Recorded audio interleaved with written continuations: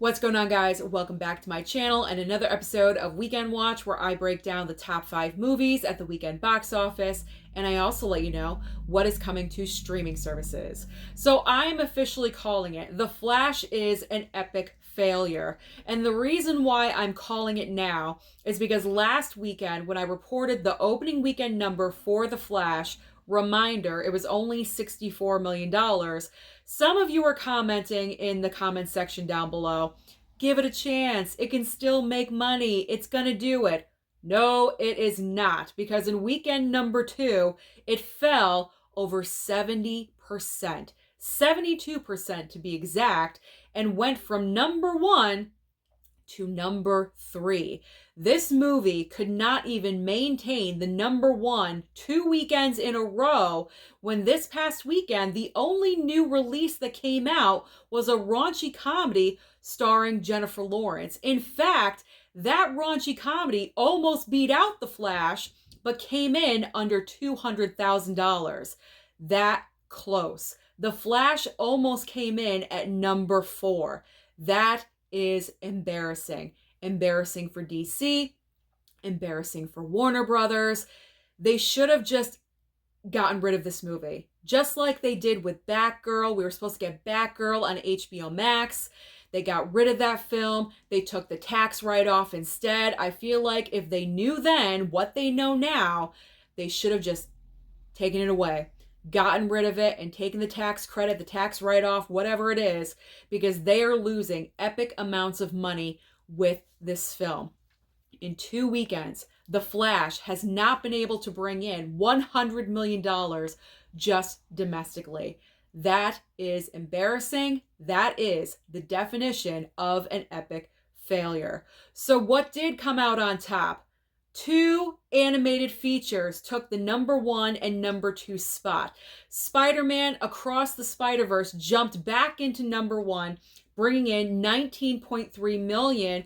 Worldwide, it is currently sitting at $560 million. That is incredible news.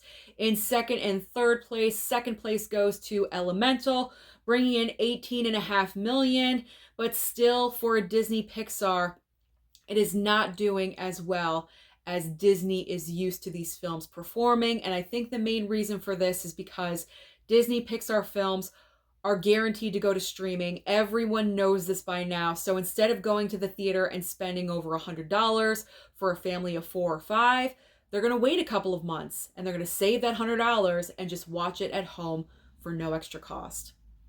In third place is The Flash with only $15.3 million. In fourth and fifth place, fourth place goes to No Hard Feelings with $15.1 million. See, the numbers right there, very, very close. I actually went to go and see No Hard Feelings on Friday, and I really enjoyed this movie.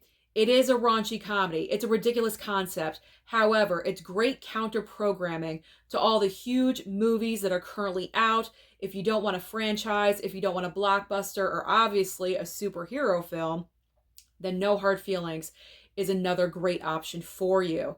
And it surprisingly has a lot of heart and charm in the film as well. So if you haven't seen this movie, I do recommend it. However, I will forewarn you, there is full frontal nudity, okay? Just to let you guys know, just to give you a little bit of warning there. And in fifth place, we do have Transformers Rise of the Beast with $11.6 million worldwide, currently sitting at $300 million. So what is new at the box office this coming weekend? We have one brand new huge entry and also a smaller film. We have Indiana Jones and the Dial of Destiny, and also a smaller DreamWorks film, Ruby Gillman, Teenage Kraken. Now, I'm just automatically going to assume that Indiana Jones will take the number 1 spot.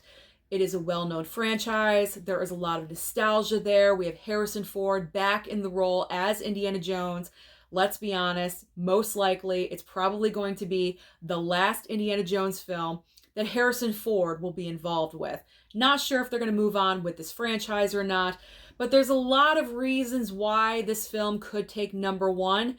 However, over the past couple of weeks, Nothing is guaranteed at the box office.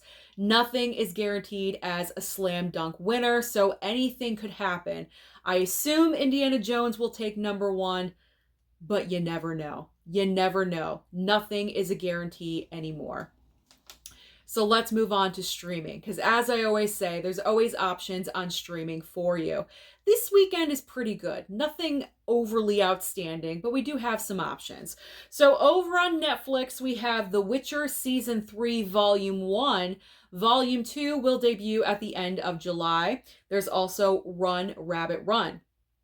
Over on Max, they have Batman, The Doom That Came to Gotham. So if you did not pick up this item on physical media, then you can watch it on Max this coming week. Hulu is adding to their roster of films Death on the Nile and also See How They Run. So if you didn't get to see those older titles on another streaming service, then you'll get to see them over on Hulu. Amazon Prime is debuting Megan. Peacock is also debuting a brand new film from theaters. We have Book Club, The Next Chapter. So if you did not get to see that for Mother's Day weekend, that is going to be available over on Peacock for free. And finally, ending over on Apple TV Plus, we have Hijack, starring Idris Elba. So that is the latest breakdown about the box office and also streaming. So comment down below and let me know your thoughts all about The Flash. Are you surprised that it went from number 1 to number 3? And where do you think Indiana Jones is going to fall? Don't forget to like and subscribe before you leave, and I'll see you next time.